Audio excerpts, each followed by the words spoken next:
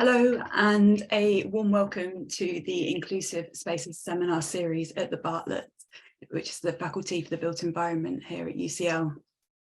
I'm Lo Marshall, I'm a Senior Research Fellow and a tutor at the Bartlett, and I'm hosting today's session.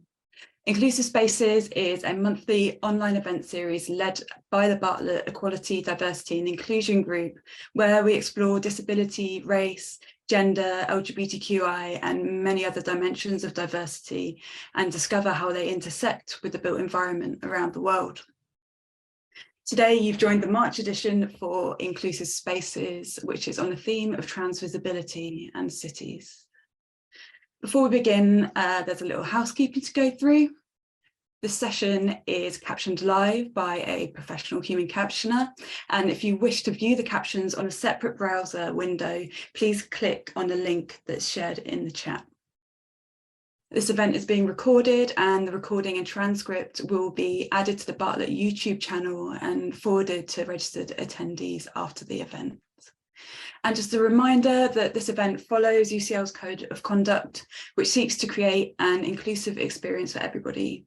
UCL doesn't tolerate harassment, victimization or discrimination, and event attendees are expected to conduct themselves in a professional and respectful manner, which matches the tone and theme of the event.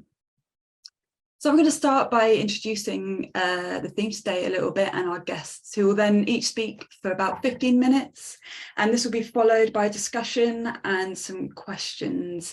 You're welcome to submit questions for the speakers at any point by clicking on the Q&A function at the bottom of the screen. And we'll get to these if we have time before ending promptly at 2 p.m. So this event is timed to coincide with Trans Day of Visibility on the 31st of March, which is a day dedicated to celebrating trans people and raising awareness of the discrimination and exclusions that trans people experience. And to be honest, when approaching this topic of trans visibility for today, it was in many ways hard to know where to begin. Diversity in sex and gender is evident both historically and globally, and trans and gender non-conforming people live their lives across cities, towns, rural areas, and all of those places in between. In the UK, as elsewhere, trans people are negotiating social and political conditions that make them simultaneously hyper-visible and hyper-vulnerable. And I linked on the event blurb for today to an article that explores this a little bit further by Ruth Pierce, Kat Gupta and Iggy Moon, and you might be interested in reading that. This hypervisibility is very much a double-edged sword. These conditions are spatialized within the built environment, and they play out across the spectrum of spaces that trans people navigate in our everyday lives, the services that are needed and used, the social institutions and structures and infrastructures that can variously serve to enable and protect, as well as endanger and constrain possibilities that contour our lives. Today, we've narrowed the focus to cities, where trans and more broadly LGBTQIA+ people have commonly gravitated, assembled and organised. Public transport, city streets, leisure spaces, workplaces, healthcare services, education institutions, government authorities, and basic facilities like toilets. These are all sites where trans and gender non-conforming people's capacities to participate safely and comfortably in public life have been frequently compromised by a politics of fear and accompanying often evidence claims and stigmatizing ideas that fuel the present transphobic moral panic. Some of these are also sites where resistance happens, where belonging and joy are created and protected, where solidarities are fostered and practiced, and where trans people's specific needs are cared for and addressed. And these sites that I mentioned just now and the issues that are impacted in them have tended to attract kind of more attention, I would say, and deservingly so in many ways, and previous Bartlett events and podcasts have explored aspects of this. But in this session, we really wanted to shine a light on people, spaces, services and challenges that frequently fall through the cracks of our attention. When discussing and addressing homelessness and housing insecurity, attention is rarely turned to the ways that LGBTQ people, and especially trans people, are disproportionately vulnerable to this and experience exclusion also within mainstream homelessness services. Similarly, housing insecurity and homelessness have often been overlooked as issues that are experienced within LGBTQ communities, and in London and Beyond the Outside project have done a great deal to raise awareness and galvanise community support around this. And I'm delighted to welcome Carla Ecola today, who is a queer homelessness activist and the founder and director of the Outside project. Another issue that is often eclipsed are the challenges experienced by trans and more broadly LGBTQ people who are refugees and asylum seekers, and who must navigate hostilities and illegibilities that are bound up not only within the UK asylum system, but also shape how they negotiate everyday life. This has often been overlooked within the wider context of migration and asylum. And while the presence of racialized inequalities and discrimination within LGBTQIA communities, and also the value of spaces run by and for queer, trans and intersex people of colour have been increasingly recognised in recent years, migration and especially experiences of asylum seekers and refugees have often also been overlooked within wider LGBTQIA communities. And so to speak to this, it's my pleasure to welcome Carmen Abaramra, who is a PhD candidate and a teaching assistant at the Development Planning Unit, the Institute for Global Prosperity, and the Department of Arts and Sciences at UCL. And with that, I'll hand over to you, Carmen. Thank you so much, Lou, for the introduction and for the Bartlett for organizing the event. Yeah, just a quick introduction from myself. My name is Carmen Abaramra, and I am a PhD candidate at the Development Planning Unit in the Institute for Global Prosperity.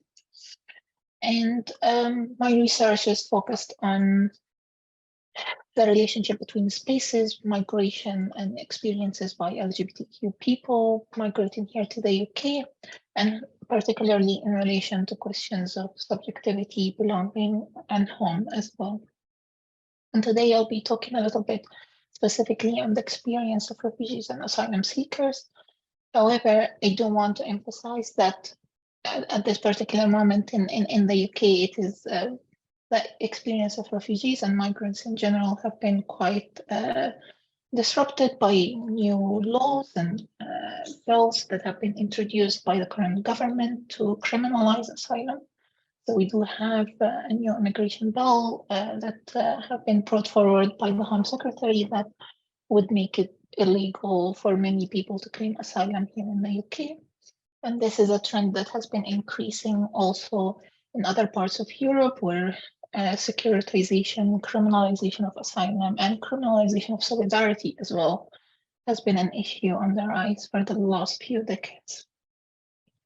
Here in the UK, the hostile environment does impact the lives of LGBTQ people who are applying for asylum, and today I'll highlight some of the experiences specifically for trans people.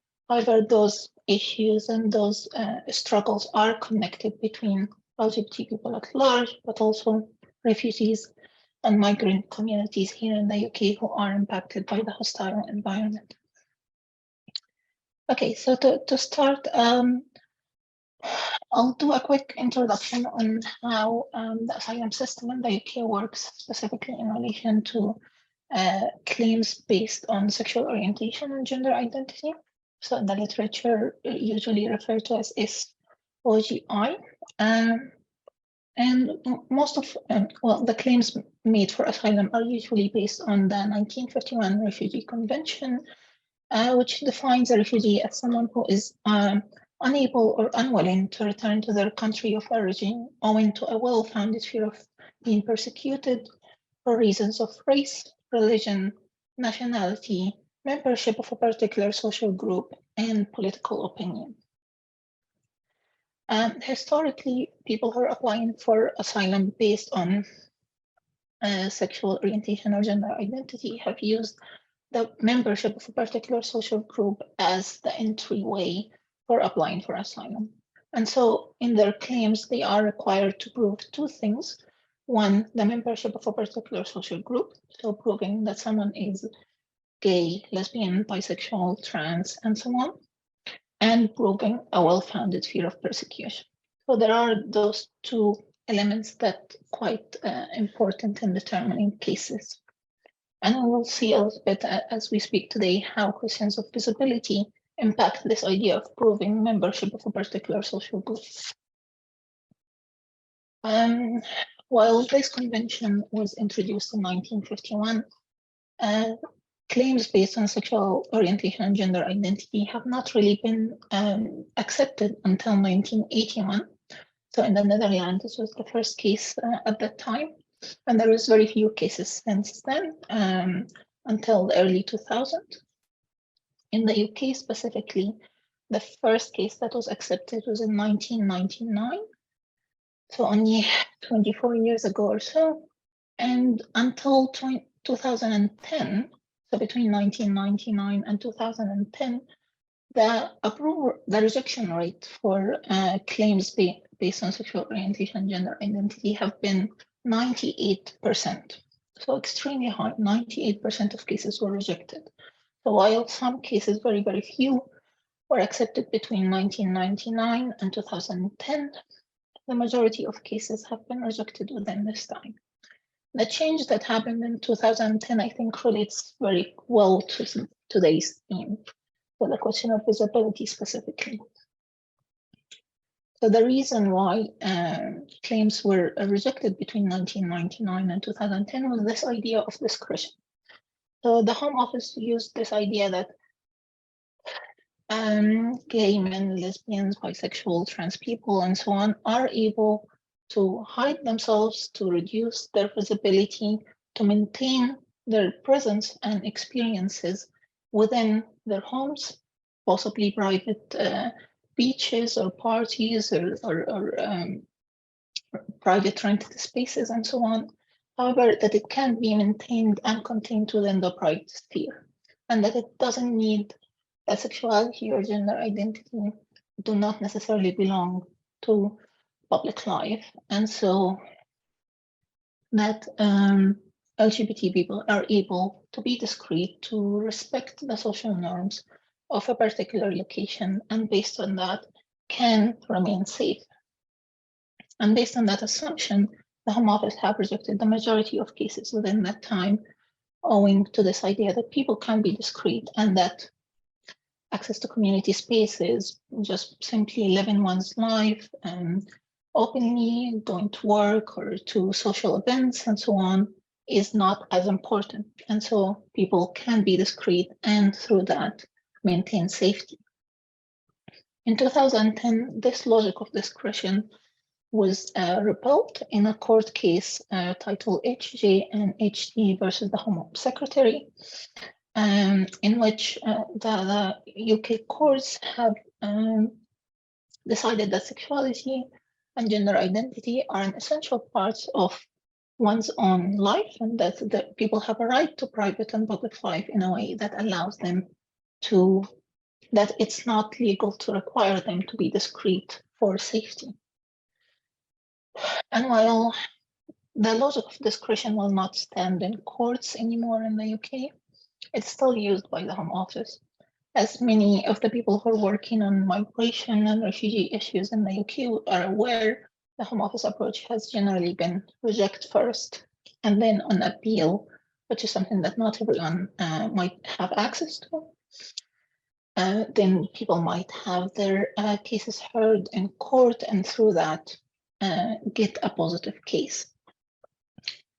And so the logic of discretion, while not in court, is still being used to an extent in how cases are being determined. To give you an overview of how cases are being looked at the moment, while in 2010, the rejection rate was 98%. In 2017, it dropped down to 78%, compared to 69% for all other cases. And so the rejection rate was still higher than the average, but it was certainly better than before. And overall, the number of people applying for asylum based on sexuality and gender and gender identity here in the UK have generally been declining over the last few years. Obviously, COVID has a big role to play in that, but I imagine also current regressive politics and so on, and the UK approach to asylum claims certainly affects that as well.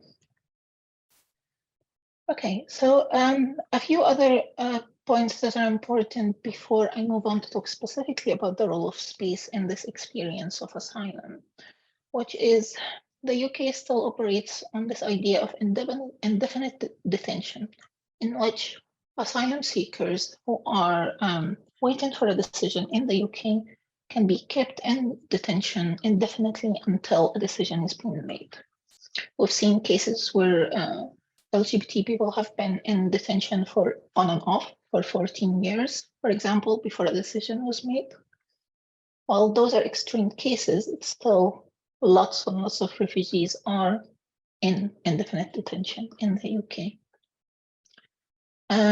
Refugees, well, before decisions are made, refugees are not allowed to work in the UK, and they are also paid £45 per week as an allowance while they are waiting for their claim to be assessed. If you have a 1-year-old child, you get £5 extra a week for a child as well. If you don't accept the Home Office accommodation, so you're not being housed by the Home Office in a variety of settings, and you're housed by an organization or an individual or so on, that allowance goes down to £9 a month, £9 a week, I'm sorry. And so this information is quite useful when we're thinking about space and how claims based on sexual orientation and gender identity are being assessed. For a starter, if well, the Home Office does clearly in its guidance says that it's very unlikely that someone will be housed in London or the southeast of England while their claim is being assessed, while at the same time, the majority of resources that are available, specifically for trans people and LGBT people at large, might actually only be available in large cities like London, perhaps some work in Manchester as well as there and so on. But it is very unlikely that you will be housed in London. And while refugees waiting for decision are paid £45 a month, a week, then their ability to travel, to engage in community, to find support, to go to places like doctors, for example, for trans people who are seeking medical support as well, is quite limited. And that is not only a temporary issue, it also affects very much how decisions are made about cases. The Home Office assumes that LGBT people seeking asylum here in the UK will embrace a sense of visibility, of openness, of coming out once they arrive to the UK, and that they will engage in spaces of consumption, particularly queer spaces of consumption within their time here in the UK, and that this engagement actually affects decisions being made by the Home Office. For example, people are being asked, which clubs do you go to? Which community spaces do you go to? And so on. So how do you engage with particularly spaces of sexual consumption in a way? And if people are housed in small towns and don't have the ability to have the funds to travel to larger cities where they might have the opportunity to engage in those spaces, then they might be seen as less credible to the Home Office when their claims are being assessed. And so asylum seekers in the UK, and particularly thinking about trans people, as Lo was saying in the introduction, have this hyper visibility. And I would say that there is a double visibility in a way. So there is a racialized visibility that comes from a racialization by border and asylum regimes in the UK, but also hypervisibility due to being trans as well. Scholars like Fatima Tayyib, for example, refers to LGBT people of color in Europe as impossible subjects because of this double visibility. That the assumption is that queer people can only be white and that migrants cannot be queer, and that there is an incompatibility between the two positions. People like Martina Tazzioli refers to refugees in general as suspect subjects, for example, so that there is this suspicion, a culture of disbelief in the Home Office, for example, around refugees, particularly LGBT refugees that are not believed to be trans or gay or lesbian, for example, while also seen as that racialization is antithesis to queerness at the same time. And so this hypervisibility and double visibility in a way creates an increase in vulnerability. And while for many visibility and openness and coming out are things that are celebrated and things that are looked for in a way, as Lo said, there is Trans Day of Visibility next week, but this visibility nonetheless creates increased vulnerability. Additionally, visibility doesn't necessarily mean legibility to the Home Office. So when decisions are being made regarding asylum claims, people are trying to prove their membership of a particular social group, as we said, but the decider on this is someone who doesn't belong to this social group in the first place, and that are judging this legibility based on certain assumptions about gender identity or sexuality that might not really apply to the people who are seeking asylum. And so it can be argued that borders and border regimes in a way create particular types of subjects that are eligible to borders and are excluded in society. And I think to return back to the question of space here, as we come to a close, as I argued earlier, spaces like community spaces, shelters, medical support, lawyers, and so on, are all quite important for how people succeed once they migrate from one place to another, not just for refugees, for migrants in general. And some of the approaches in academic literature around migrant infrastructure, for example, transnational social spaces, and so on, are quite complex when we're trying to think about a group of people, let's say trans people, for example, who have a complex association of belonging, ideas around home country, and so on, once they arrive to the UK. And so how are trans people, refugees, and migrants in general are able to access those migrant infrastructure, those transnational spaces, is a quite tricky subject that I'm currently also trying to understand in my research. And so I think to end, I think there is a role for us as built environment researchers, practitioners, people who are involved in policy around the built environment, around migration, and in that it's looking at how those spaces that are very important for refugees, for trans people, for LGBT people, for refugees at large, that allows them a possibility to find safety in a new country, to find possibility for a good life in the future, and so on. How those spaces can be valued, can be maintained, and can be created by us as built environment practitioners and researchers. And so in a moment where there is an ever-increasing emphasis on extracting monetary value from urban spaces, how do we preserve some of the spaces that are very integral, and there is very little of it, very few of it, that supports migrants and refugees arriving in this country? And yeah, I'll end with this and we'll pick it up in the Q&A later on. Carmen, thank you so much. That was such a rich talk. with so much in there that I'm certainly going to continue thinking about beyond this session today. And, you know, I think what you've really importantly and powerfully highlight is the necessity that actually when we're thinking about the experiences and barriers experienced by LGBTQ refugees and trans refugees included in there, that we really think about these kind of geographical, spatialized and financial barriers and what that means, not only in terms of accessing community when you've been dispersed somewhere that you can't choose and that might not be in a city with resources, and the ways that that both impacts the support that you might be able to access, but also how you're judged, and ideas of credibility and legibility within the asylum system. Okay, so with that, let's move on to Carla.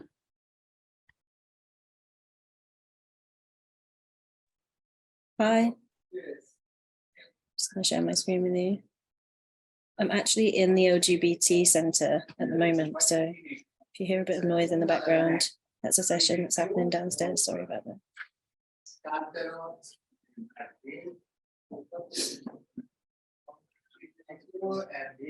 Okay.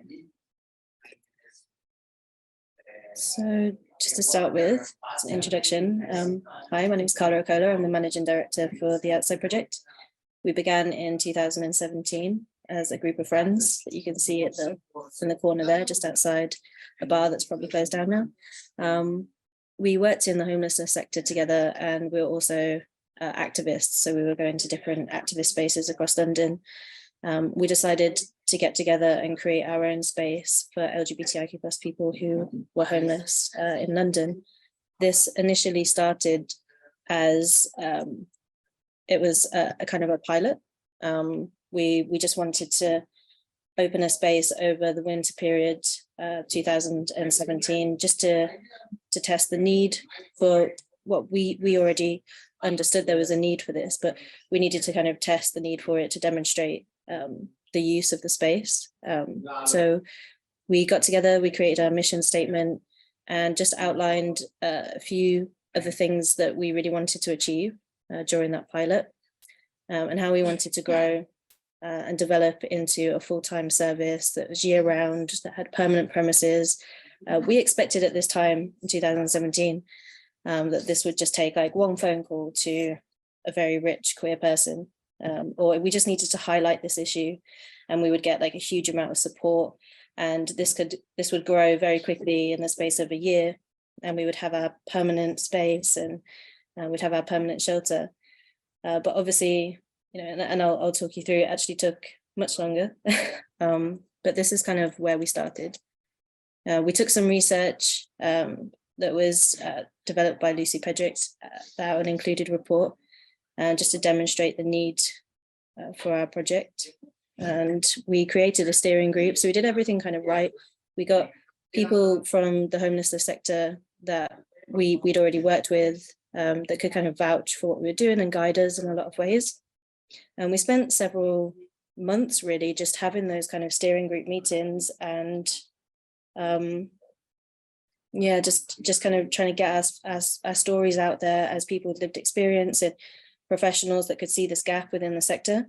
And we found ourselves invited to a lot of meetings where we'd kind of present this, and then not very many doors were being opened for us. And I think that we soon realized that actually what we were doing was being kind of used for free consultation in a lot of ways, or just as a kind of guest speaker at people's team meetings. And then they would kind of contact us to ask us about their casework. So, I mean, it kind of demonstrated the gap to those organizations, but there wasn't really much that they were doing to support us in any way. But the steering group stuck with us. And we decided at this point that we were just going to, oh, that's me. We were just going to go out into the community and start talking to them instead. We'd spent a lot of time speaking to professionals, speaking to commissioners, and we weren't really getting very far. So we just started to campaign. We kind of went away from the sort of professional route and more in line with our kind of activist roots, and started to build the community around this project.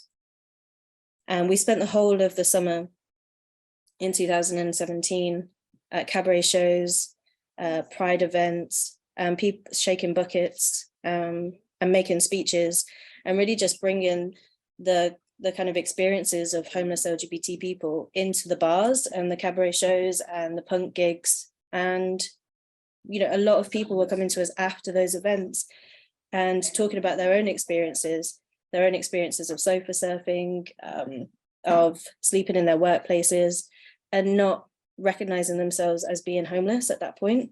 So there was, you know, this kind of huge taboo within our community of hidden homelessness, to the point where a lot of people just didn't even recognize that they'd experienced homelessness themselves. It was just kind of so normalized, particularly amongst our trans community, that they wouldn't have anywhere to stay and that they would just bounce around between friends. You know, drag queens that were sleeping in the bars after shows, things like this, because they couldn't afford places to live. Those are the kind of stories that we were hearing as we were doing this campaigning. And a lot of those people went on to become volunteers in our first venue, which, as I say, we didn't really get many doors opened. We didn't have a huge amount of support to find space, but we did get this huge amount of community support, and we crowdfunded to buy a tour bus so that we could run the shelter on the back of that bus, which I wouldn't advise people to do, especially not like post-COVID. But at the time, it was quite a popular thing. Back in 2017, you might have seen some popping up around Manchester and different parts of the UK. But it was kind of also really embarrassing, I think, to have a homelessness service running on the back of a bus when in London, when there's so many empty spaces. And I think, you know, we never really felt like that in what we were doing. We thought, oh, this is a really innovative idea. And, you know, we have ownership of this space and we can, you know, we've paid for this bus and it's ours and we can use it. But, you know, it really kind of highlighted how many empty buildings were just not, you know, they weren't being used. And really vital services like ours were having to have these like really innovative and creative ways of just having a safe space. And people that use our service now still, that stayed with us on this bus, just remember it as being like a really good time. You know, we had a lot of fun and we made it our own, but it wasn't, as I say, ideal, but it was a start, and it kind of got us on the map. And we also felt that we could use this bus and move around to different parts of London or different parts of the UK. So there was a kind of, you know, there was excitement about developing the project in that way. Then the following year, we decided that after a lot of campaigning again, we decided we wanted to have an actual building, you know, like more amenities, and to kind of get our foot through the door there, we set up a pop-up in Camden. So we were running a weekly space at Castlehaven Community Centre. And that kind of got us into these different meetings around homelessness, around like the local community there. And that's how we met a community centre based in Camden that obviously wasn't using the space of a nighttime. And you can see in the top right corner, you know, how we transformed that space. And we made it into a shelter each night. Again, like not ideal, pop-up beds, we had to pack everything away every day. But we made the space our own. We showed films every night. We had a massive Christmas dinner, invited everyone down. So really just like building the community around these kind of temporary pop-up spaces. Then finally, after these two kind of temporary spaces that we were sharing with other organizations, with the help of Stonewall Housing and the community, all of our kind of campaigning over this time paid off, and the Mayor of London finally gave us this Meanwhile Youth space, this huge building in Clerkenwell. We couldn't believe that it actually happened, and looking back at it now and looking at the size of it, it was a huge responsibility as well. So we went from having like this huge amount of space that was ours, but the problem with the Meanwhile Youth space is you never really know how long you can really have that space for, and you can't really make roots in that space because you know at some point you will have to leave. So that was quite difficult for us at the same time, and for the residents, people who stayed in our shelter, just the idea that they would likely never be able to come back to this space, or that at some point that it would end and they would have to leave. But we made the most of it. You know, we we did things during that period. We had so much fun as well. We had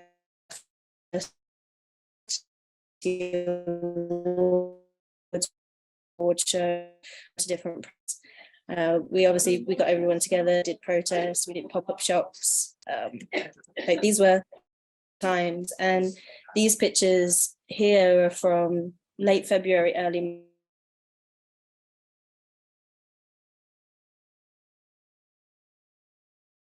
birthday parties, shows, talks. You can see a switchboard.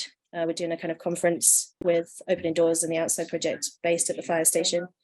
And so we'd kind of really built up this space, and this is all essentially the lounge of the shelter. So for the people who were staying in our shelter, they were really part of all of this. They were participating in the exhibition, they were making mocktails, they were really, and really, this was their space. It was like their living room. And they had to shut all of that down. But that's when our Make Space for Homeless Queers campaign started. So obviously we were in this huge building, but we had shared bathrooms, we had things that, we were all quite scared. And there was no way of the GLA moving us all that we the GLA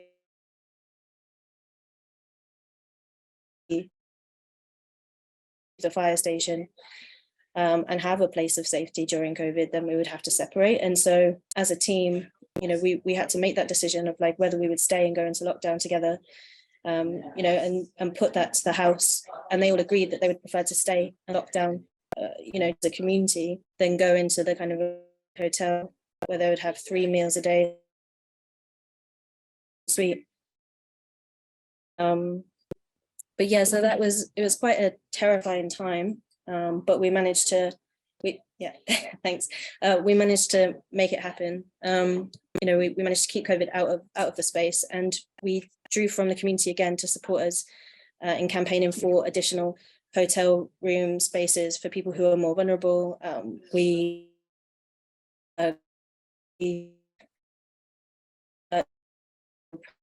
just Space for Homeless Queers, and as you can see, is superimposing those placards onto Westminster Council's office appropriately or quickly enough to an LGBT person who was sleeping rough during the pandemic. We made our own spaces online. So half of our team, there were DJs, and they set up Queer House Party using the virtual community centre that we created. We made a virtual art gallery. We also developed services that were missing. So we opened Star Refuge as a pilot project during COVID, and that ran for 18 months. This was all in the space of like from March. We opened that refuge in June, and that was the first LGBT domestic abuse refuge for London, at least, possibly in the UK. So, as much as COVID kind of stopped us from doing a lot of things, and it was a terrifying time, it also opened up a lot of doors for us, and gave us opportunities to pilot certain things that we hadn't planned to do.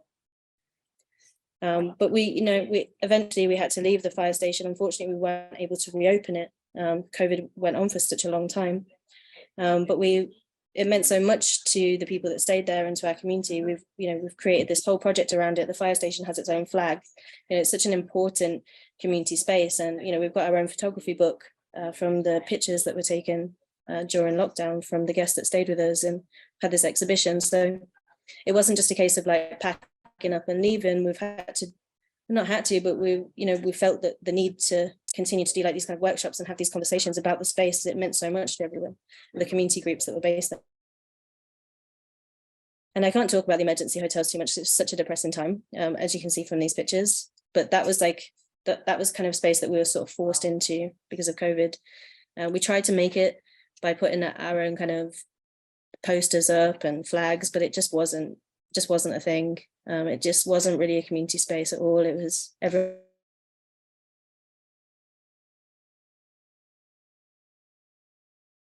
point, we decided after all of these kind of meanwhile spaces that we less than having permanent spaces. It wasn't fair to our community. The project moving around so much as well. But in the end, we had to price in order to make that happen. So we privately rented this space in Lant Street in Borough, and yeah, we've made it, as you can see, just like a really amazing space for everyone to come together. We have recovery group sessions, Tai Chi, we cook together, we have talent shows, all of these different groups. I'm going to whiz through these because I'm running out of time. And finally, just last month, we eventually got our own permanent house as well. So the shelter is finally open. That's a permanent venue in Islington. But it's taken all of this time to get these permanent venues, and a lot of hard work. Wouldn't have been possible without the campaigning support of the community. The future, I would say, we've still got the bus. We still want to take it on the road. We've supported this. We've supported Switchboard in Brighton to open their own shelter. So that's kind of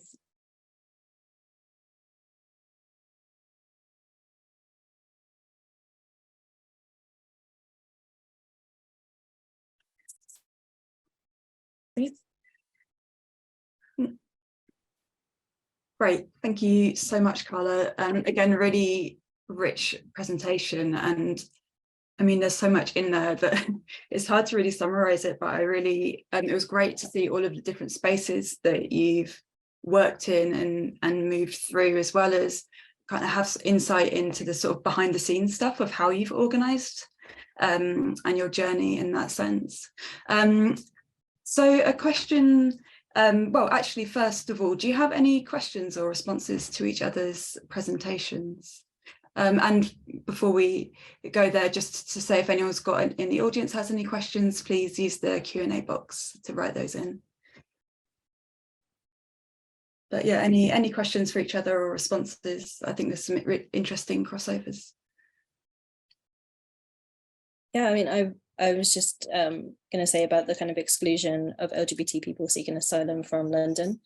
That's something that we've really had to fight against at the shelter, with people staying with us who have wanted to remain in London. They've built up friendships, networks, support services, and just the kind of the panic and the fear of being moved away from that after finally finding that safe space. And I feel like there's a bigger, like there's something bigger at play. It's like they're trying to keep people out of London in a way, like away from like activist spaces and away from these kind of support networks, perhaps. I don't know if you think that's the case, Carmen, or if it's just, yeah, like what do you think the reasoning is for you know, for people being moved out of London?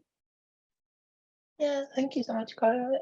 This is very interesting as well to hear, and I have a question of my own in a second. But I do think that, well, the rationale that is being presented for this has generally been that London is quite expensive. The Southeast generally is a more expensive region in the UK compared to elsewhere.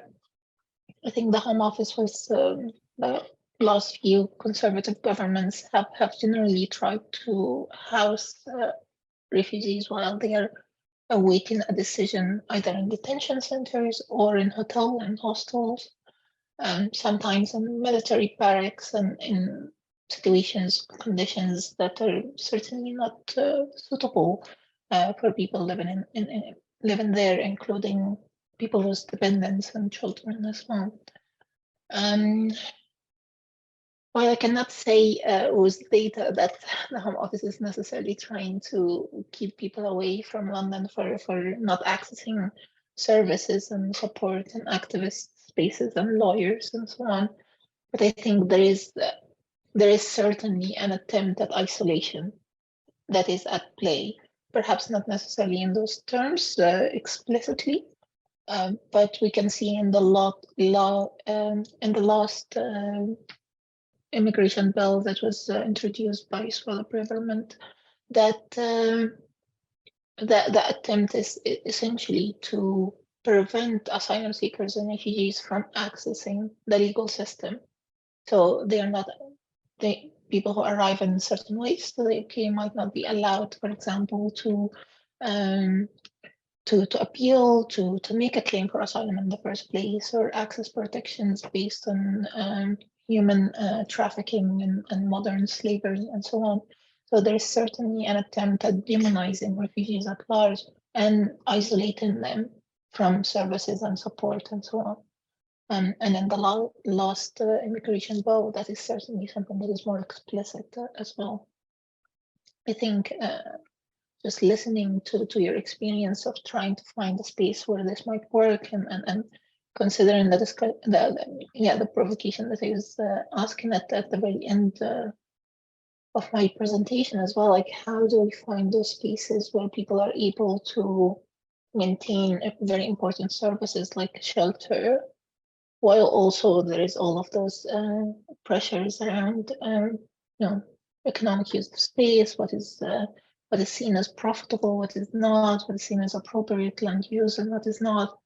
And I think, like, you give an example of meanwhile use, and well, certainly helpful for a limited period of time, but how does that actually lead to further displacement of people at the end of the line? Is quite depressing, unfortunately. But I think there is an avenue for pushing for policies where there are more sustainable spaces, hopefully more long-term spaces. I wanted to ask Carla as well, if like you mentioned the time that you were staying in a hotel during COVID, and how that was not a space that worked out very well for a community space, and was probably demoralizing for people as well. And this is an experience that is very common for refugees awaiting a decision of being housed in hotels sometimes. And the narrative that is built around this is that, you know, refugees should be grateful that they have the opportunity to stay in a hotel, but the reality of actually living there seems to be, quite difficult as well. And I was wondering if you can kind of elaborate a little bit on how how did you find this experience? Yeah, I think because we obviously campaigned for hotel rooms because we needed like additional space. But yeah, they're just not spaces that you're meant to live in.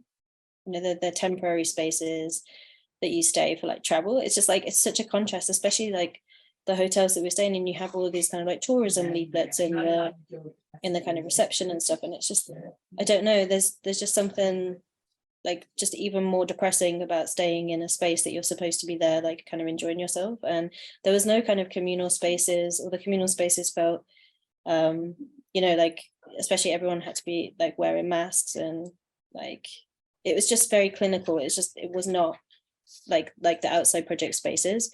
And we'd also just lost this huge space, like the fire station. And it was so us, and it was so colorful, and there was like so much, it was so queer.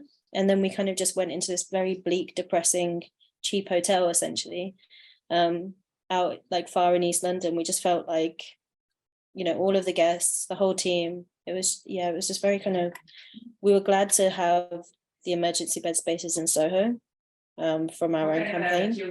But when the kind of GLA moved us into the kind of the East London hotel, it was several months of just felt like everyone was on pause a little bit as well.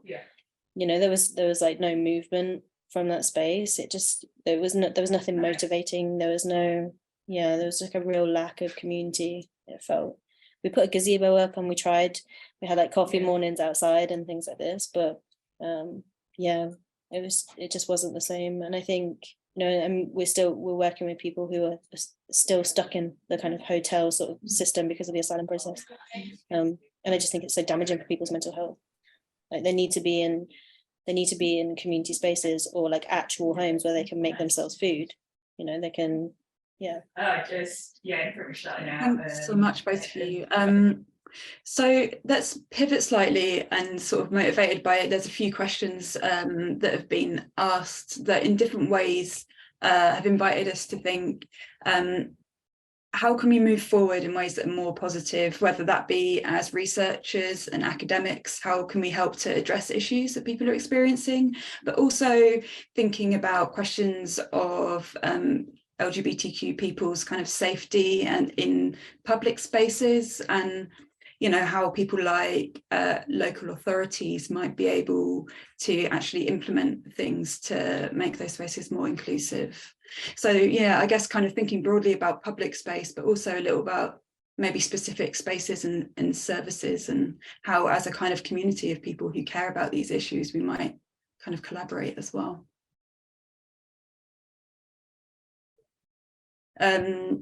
I mean, whoever feels like they've got some thoughts to throw out, please feel free to jump in.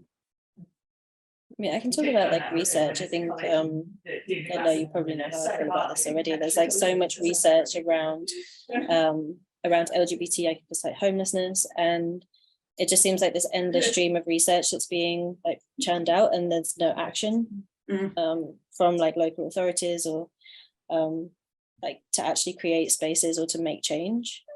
So like, I mean, when we went to the housing conference in Brighton, that was on the back of a research project, and we were just like, well, you're all here. You had commissioners there, you had like housing professionals, LGBT professionals, and I was like, what, like you can do something. And I think there's just like I think there's just like a lack of fire in frontline workers, or maybe confidence in opening spaces and developing those spaces. So I think there's just, after those research projects, there needs to be the kind of like, right, let's do something. What can we do? And those kind of tools and bits of funding to make those things happen. And when we started the Outside project, we had like, we invested like a couple of £100 each into like badge makers, flyers, things like this. It didn't cost us much at all to get things up and running. It's just more about maybe confidence and just kind of being empowered to do something about those things that have been found out, and having like local authority support or the government support to actually do something as well. I think there's a lot of, you can go into every borough of London and you can find a rainbow road that's completely pointless. Like, and I've said it many times, like we know how to cross roads. This is not a problem for us. This is of no support to us whatsoever. We're sleeping on the streets. That's the problem. Yeah, I think that's a really important disconnect to think about, because actually we do have evidence, and people, researchers, but also people like you who are delivering services know what the problems are, but actually the gap is like there's really meaningful support that local authorities could be providing, and that might be about kind of structures and infrastructures, but also about funding, I guess, which is really something that underpins a lot of stuff, kind of access to funding, and also that funding being a sustainable source in an ongoing way. Yeah, definitely. You don't hear us like shout often. We've supported hundreds of people in emergency hotels and in the shelter, but like we don't really want to put that out there, because people should be funded to do these things. It's like create the space and people will come to it, rather than having to like prove things and constantly collect data. I think that we're quite tired of being researched about.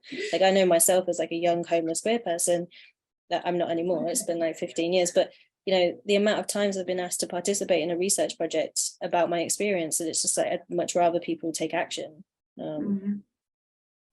Yeah, I think like the role of and potential for collaboration is something that you demonstrate the value of that in the work that Outside Project does, in the way that you deliver services for Westminster and Camden, is that right?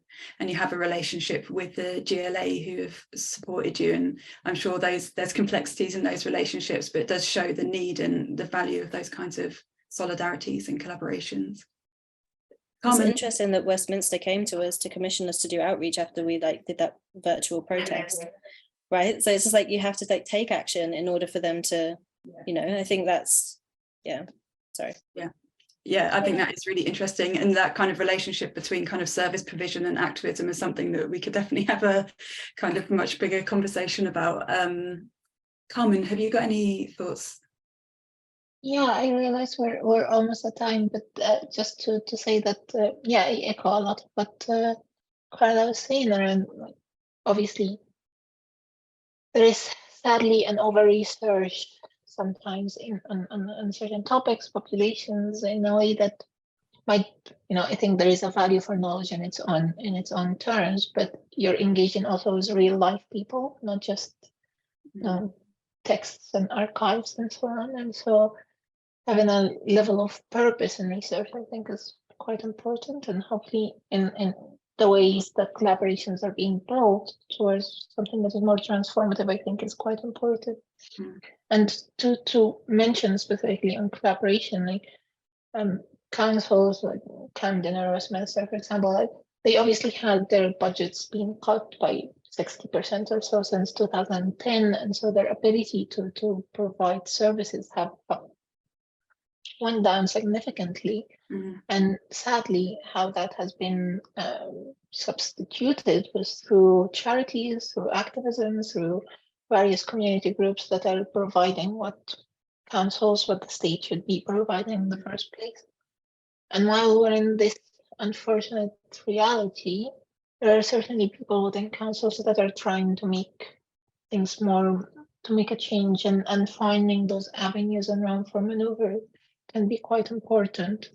I think using sometimes the tools that are available, like for example, social value as something that any project in the UK should consider in how it is being delivered, to try and push, for example, to use those avenues for providing more meaningful community spaces, rather than, for example, just a school visit as something that is considered as providing social value, but no, more spaces that are more sustainable, more long-term for communities as part of this negotiating social value, for example. So there are some tools that are already existing that we can try and find room for maneuver within it. But sadly, there is also structural change that needs to happen within the Home Office, within how councils are funded, within how we think about housing and homelessness. That is a larger issue that I hope we can all engage in whatever capacity that we have. Yeah, thank you. Thank you so much. I'm going to wrap us up there. Thank you everybody for joining today. Thanks for your excellent questions and engagement. Massive thanks to Carmen and Carla for lending us their time and their expertise. Also, I want to thank the Bartlett Comms team who've been really supportive about organising this event, and especially to Alma Daskalaki, who's worked really hard and approached this event in a really thoughtful way that I really appreciate. I hope that this session has been interesting and valuable. I also hope it can be part of an ongoing and much broader discussion, and kind of open up avenues perhaps for collaboration and practices that work towards trans inclusion in cities and far beyond that. The next Inclusive Spaces event is next month on Wednesday, the 26th of April, and this will be a discussion on voices, experiences and designs of deaf creatives within architectural practice and pedagogy and research. There are sign-up details in the chat, and we'll hopefully see you there. Thanks again, and I hope you all have a lovely day. Goodbye. Thanks.